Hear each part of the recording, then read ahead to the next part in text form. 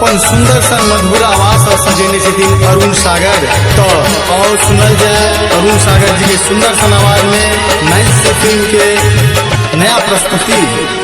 भादव महीना में मिथिला के घर घर में चौरचन के बरका विधान। चले चलो आंगन में पूजब हम चान, चले चलो आंगन में पूजब हम चान। भादव महीना में मिथिला के घर घर में चौरचन के बरका विधान। चले चलो पूजब हम आंगन में चान, चले चलो पूजब हम आंगन में चान।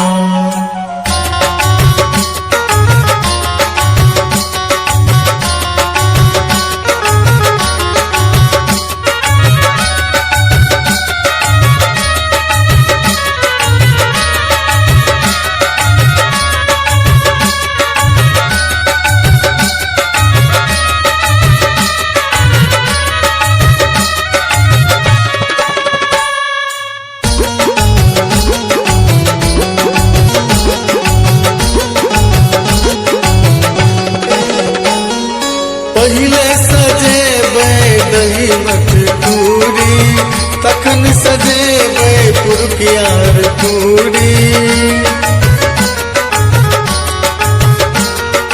पहिले सजेबे दही मटकूरी, तखन सजेबे पुरकियार पूरी। पहिले सजेबे दही मटकूरी, तखन सजेबे पुरकियार पूरी।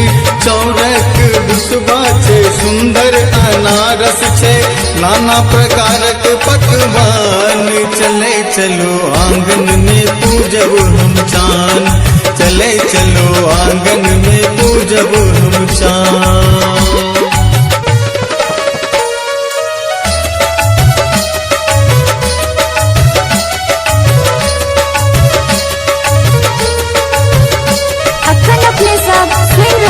नैन्सी फिल्म्स एंड म्यूजिक की शानदार प्रस्तुति।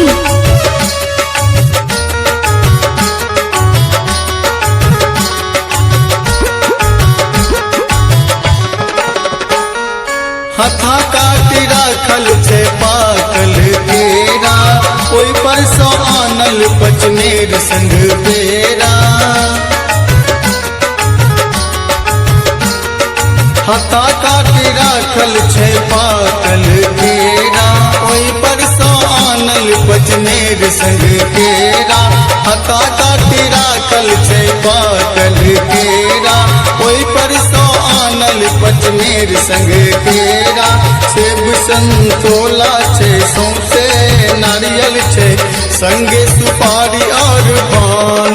चले चलो पूजब हम आंगन में चान, चले चलो पूजब हम आंगन में चान।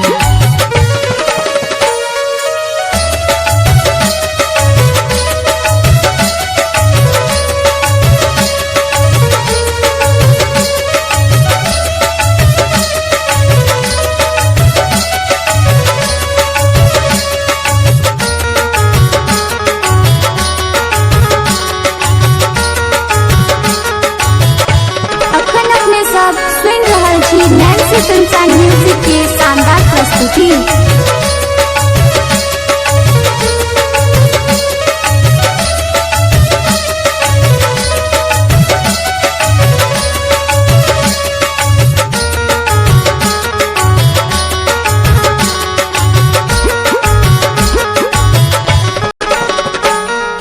पूजा पर बैसल बर की काकी, मरर बने छठ बर का काका। पूजा पर बैसल बर की काकी, मरर बने छठ बर का काका। पूजा पर बैसल बर की काकी, मरर बने छठ बर का काका। बउआ और बुच्ची संग भैया और भौजी संग सब मिली करे छठे प्रणाम। चले चलो पूजे ले आंगन में चान, चले चलो पूजैले आंगन में चांद। भादव महीना में मिथिला के घर घर में चौरचन के बरका विधान। चले चलो आंगन में पूजब हम चांद, चले चलो आंगन